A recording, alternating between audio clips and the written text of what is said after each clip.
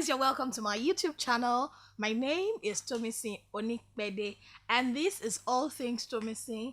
I talk, I put a little bit of music up, and I just generally have fun. Yes. If you are new here, welcome. I'm so excited that you're here. Please join my family members. Let's make this community bigger. Just do that by subscribing to my channel. Of course, turn on the notification bell so that whenever I drop new videos, you're going to be alerted to know. Of course, if you are a returning subscriber, what can I do without you? Nothing. I mean, yeah, the reason I'm doing this, yes. So today on my channel, I want to talk about being streetwise, and especially Lagos, Nigeria. Well, I don't know about other states. I've been based in Lagos for most of my life. I tried to go, not run. I had a reason to school out of Lagos for about a year, but I came back to Lagos. So I've lived in Lagos most of my life, and so I want to share experience with scams and people who scam, getting duped on general things that happen on the street of Lagos, and then with SMSs, with phone calls that you will know that you're about to be scammed or duped, but if you're not careful, you're going to get duped. So I'm going to say all this. I'm going to tell you all these gists so that when you have any reason to be in that situation, you will quickly remember that Tomisin told me about this. I had this experience. Oh, no, before I go, if it sounds like what you're interested in, make sure you watch this video at least up until half the entire video. Please, up until half. Thank you. So the very first experience I had with people who do people on the street of Lagos was boarding a regular cab. Before the appearance or the start of Uber, Taxify in Nigeria, we used to have, you just hail down a cab on the road and then you join in and then it takes you to wherever you want to go. So I remember taking this cab in Maryland. I was going to Allen, somewhere around Okpebi Allen, for a photo shoot with some group that I used to sing with then.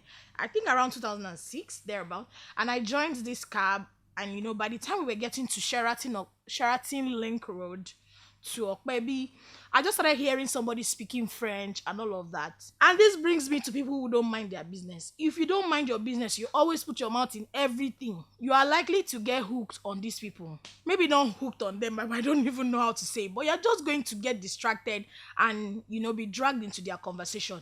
I just heard the guy speaking French. Who goes to a new state or a place they've never lived in? You don't learn a common language for you to be able to communicate and be able to get around that area. You literally just at least pidgin. The guy wasn't white anyway, so even white people are beginning to learn our language, or a common language where you can easily communicate and get around the town.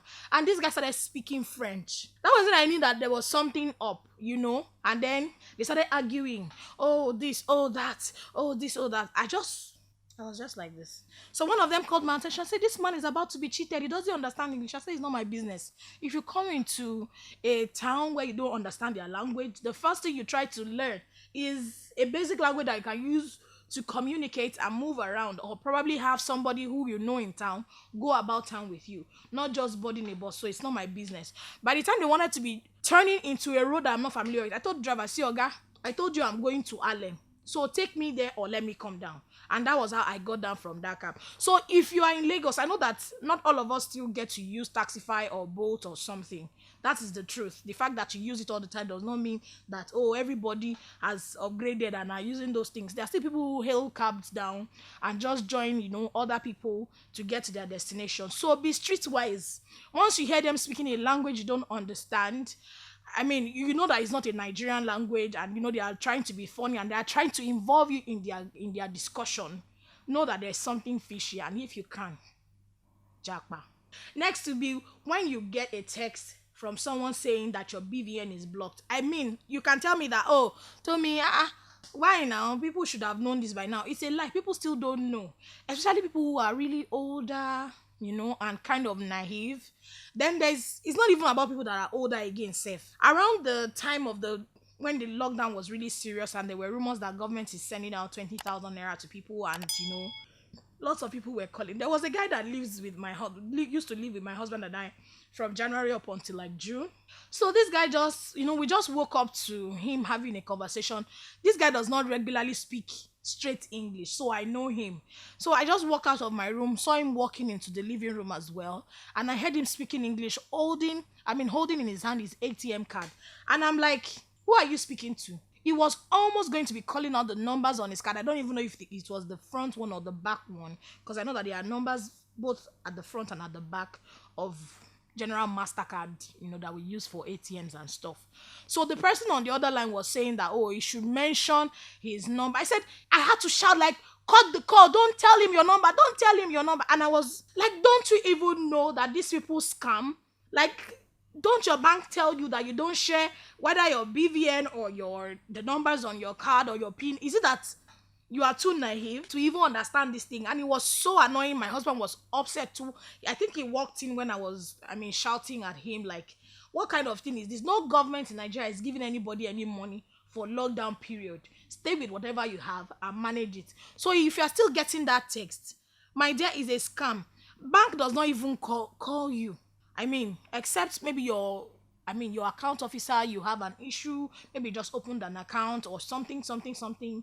But it will specifically be your account officer calling you, not just a random guy. I've received these calls before and I'm asking him, okay, so what bank? He say, from the bank.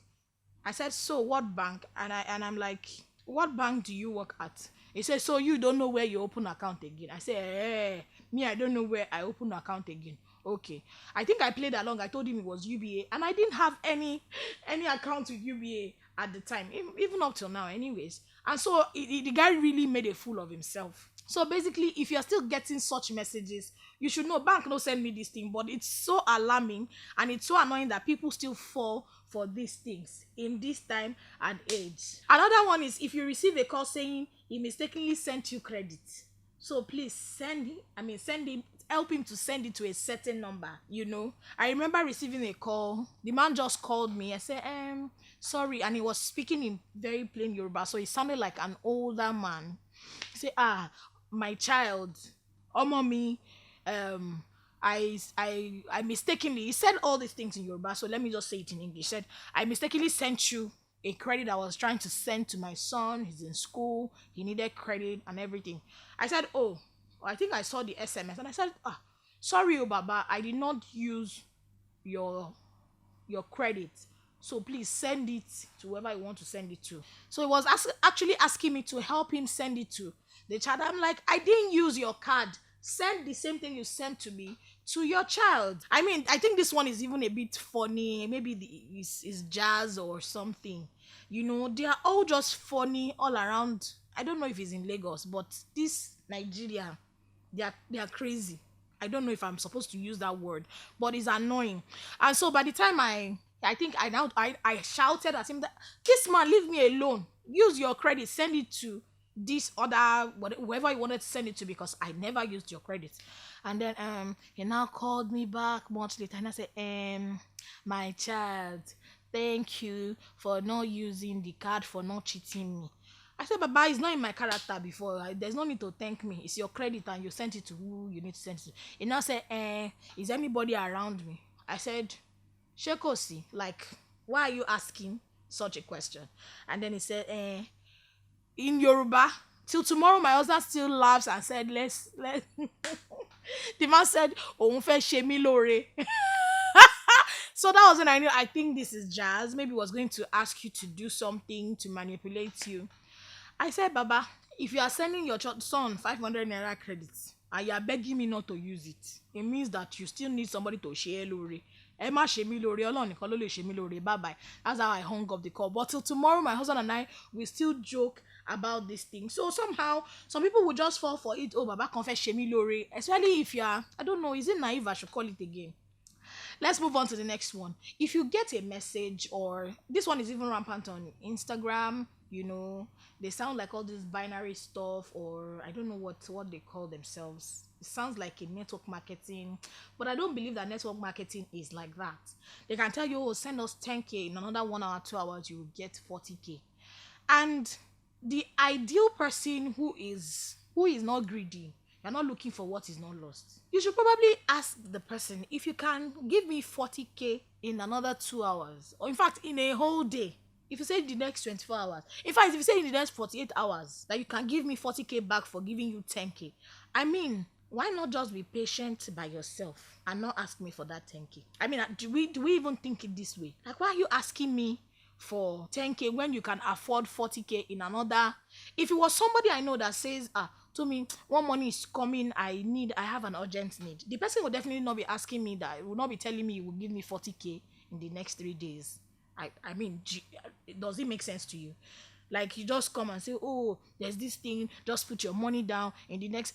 People should stop doing this money doubling, money tripling, money quadrupling, money, I don't know, 50 drupling, 6 drup. Stop doing it. It doesn't make business sense for you to put one small money in something and then it is doubled in a few hours. Are you not even afraid that what exactly are they doing to get the money back? Or don't you think that by the time, the circle goes round and round and round, everybody will be stuck at some point? It's amazing. I couldn't imagine myself doing MMM when it was out. It sounded very, very profitable.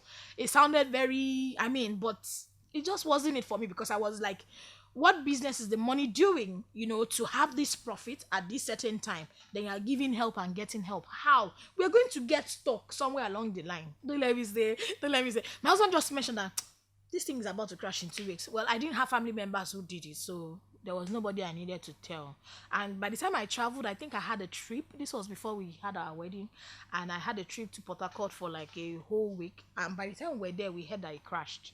And I just called him and said, what you said has happened. So basically, if you are involved in all of these things, once they tell you, be aware that you want to get scammed. Now, there are lots of businesses you can put your money in. You can join money with people who want to do property business. You can join money with farming. You don't have to have everything. It's normal. It makes more sense that the money is doing business, not you looking for money to double in a very short term. You are deceiving yourself. And when the matter happen now, you will cry. Everybody will hear. Another one is, I remember this happening to me, but I never fell, and I kind of want to say thank God, because it's only God's grace that keeps you from all these kind of things. Because sometimes it looks as though they read your mind, they kind of try to study you before they approach you. This person called me as though he has known me. Like, he met me when we went to sing somewhere in Abuja or something. That was the call. I mean, they just start talking like they know you, and then he suddenly said, then maybe he will call you once in a while. He's trying to build familiarity. You just say, oh, I think this is how he started. He just said, hi, is this Tomi or Tosin? I don't know what he called me then. He said, hi, I remember you coming to sing in Abuja. You guys were amazing. I said, thank you. I couldn't even remember me giving out my number to anyone, because I'm always with my team. Any team I travel with, I don't really relate with people that, the church we go to or something. I'm always with my team. And then this person just called and say, oh, hi, I really like the way you sing. And then he will call about another 3 days, then another 4 days, then another 1 week. And he just kept, familiarized and say, oh, Mr. King from Abuja. Oh, hi, good afternoon, sir. Thank you for checking. Well, when I say coming to Abuja, I'll say I don't know. Meanwhile, he was trying to build up something on my mind. Then he called one time and said, what do you do? I said, okay, well, I still do singing. That's what I do. I do a little bit of voiceovers and all that. And then he said, okay, that's good. But when you're not doing all of that, what do you do? Are you into any business? I said, well, I'm not into any business right now. I'm just doing that. So at another time, he just called, oh, what are you doing? Oh, was just trying to familiarize back and forth. Before I would know what was going on, he just said, there's this crude oil business that is into, and, they need to send it to one of their biggest buyers. And, they are stuck on, some funds to package, and, it just cooks the lie and everything. But my rational brain was working at the same time. So I'm like, okay. I mean, at the time, I don't even think that online business is this rampant, having Jumia or all this logistics was this online that much. I remember I was still in Ogudu then. And so this guy just said, so we're looking for about 5 people who can just drop 50K each, so that we can have, If they drop 50K each, if you don't have up to 250,000, it's okay. But if you have even 50K, you can just join in so that we would put the money together, do the packaging and send to the person. By the time the person now pays for the goods, you have a profit, like massive profit. And I'm like, if somebody is asking for a sample of something, is it that you tell the person to come and see it, or the person sends an advance payment for you to do this thing, so you won't be looking for money up and down? Because me, like this, I don't have the money. You say, you're not business wise. What is wrong with you? And in my head, it just clicked that, oh, this man has been building this conversation up from all this week so that it can arrive at this point. I mean, my head was working. And that's what I just said, Oga, what exactly is your problem? If you're looking for who to scam, would you not just move forward and look for somebody that is greedy? And I used a lot of words, that day. And before I could finish my statement, he hung up. And that was how I blocked the number and deleted it. So basically, when they call you for shady business deals, I mean, who does that? They're selling crude oil. Do you know how much crude oil is? Now, this one happened to me somewhere in Oshodi. I mean, it was still the hailing cab stuff. I hailed a cab, and by the time it stopped, I mentioned where I was going to, and I said, "Come in." So somebody from the cab jumped down. I thought that the guy was, alighting from the cab and leaving, only for the guy to come back in after I had entered. And I'm like, I thought you were going down. I said, no, that he cannot sit in the middle. I said, why can't you sit in the middle? Because I'm a woman. I just started giving him eye. So before we drove up to 100 meters from there, I was still like, you don't do that. Why would you put me in the middle? And you are all guys. What is all this? Do you have intentions? I was just kind of alert. I don't know. I was just so aware of my environment, and I thank God it's God, really. I was just so alert about, my environment. Why would I come down from it? You come down for me to come in. Before we got to 100 meters from that ride, they just told me, come down, Joe, come down. So if you're not watchful at times, I've been a victim of one chance. One chance in Lagos. I don't know if it still happens. I haven't used bus at night before. I've been a victim of one chance. The guy doing like about the same thing. He goes down and then he puts us in between and everything. Before I got to where I was going, things had happened. My phone. Well, I was so lucky that day. They asked me, I said, I don't have a phone. And my phone was in my pocket. If that phone it wouldn't have been funny, because maybe it was a dirty slap I would have gotten, or a serious beating. But they took us past my bus stop and took us almost to Third Mainland Bridge before I started finding my way back to where I was going to. So you have to be kind of aware. You have to, you have to be aware, really. If you're going to survive, especially in Lagos and other parts of Nigeria, basically, you have to be aware. You have to be aware of your environment, really. This probably last one is, if you're in a cab and somebody is talking about there's a bunch of money in the trunk, in the boot. And this one happens to a lot of people. I've heard real life stories of people who heard that there's so much dollars in the guy's bag, blah blah blah, he's running away with the money, who are you working with, and everything. And this still brings me back to minding your business. So I sat in this cab and they started talking about dollars. No. Where are you going with this kind of money? Are you a house help? He said, no, I'm not a house help. Where did you get this? They were having full-fledged conversation, and I was pressing my phone. I'm so fond of it, especially when I'm in the car. I do it a lot. So I was minding my business. They were talking about, then one of them said, madam, they hear this guy get plenty dollars for boots, they're interested. I said, they're interested in somebody else's money. That was the question. What's my business? And I said, I beg, do you know where they change dollars? I said, Oga, you are a cab driver. If you are in this Lagos and you don't know where they change dollars in this Lagos, then nobody else knows. So don't ask me jam questions. If you don't know, then don't ask me. And that was how I got down. That was how I got out of that cab. So basically, you have to have this, remove the greed and the ojukokoro in your eyes, if there's any word like that. The mentality of instant gratification, quick money that is going on all over the place is why a lot of people fall victim of these guys. And if you can deal with that first, you are to a certain level secured from all these things. Finally, pray. Be sensitive, be sensitive, be sensitive. Pray, pray, pray, pray, pray. I mean, you're going out in the morning, commit your ways to God. It's true that, after people pray, things still happen. I still believe in the fact that God still keeps and protects and guides and, just basically shield you. You may have this subtle nudge not to enter a certain bus or not to take a certain cab or not to, have a connection with your inner self and yourself. Sometimes it could just be intuitive, like your instincts. Is it intuition or instincts? Whichever one. It is just a subtle warning that comes into your heart or your spirit or stuff like that. Just try and listen. Be more aware of your communication with yourself and your spirit. Don't let me it's a communication between me and the Holy Spirit, most especially. So that's about it. If you enjoyed this video, please give it a thumbs up. Comment down below if you've experienced any of these things I mentioned and tell me how you escaped it. Also, share. Like. Your like is important to me. Like this video, share, comment below. Comment, tell me how, maybe you've escaped situations like this. Tell me, everything I want to know too, because I'm trying to know you as well. Let me know how you've escaped and all of that. And if you fall victim, I'm so sorry.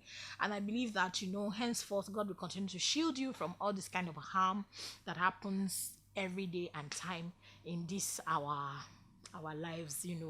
But of course, some people never change. They are still going to be scammers everywhere. They are still going to be, but then we can be kept. So please do subscribe to my YouTube channel so that I'll keep giving you sweet and enlightening content like this. And that will be it. See you in my next video. Bye bye. Thank you. Mwah.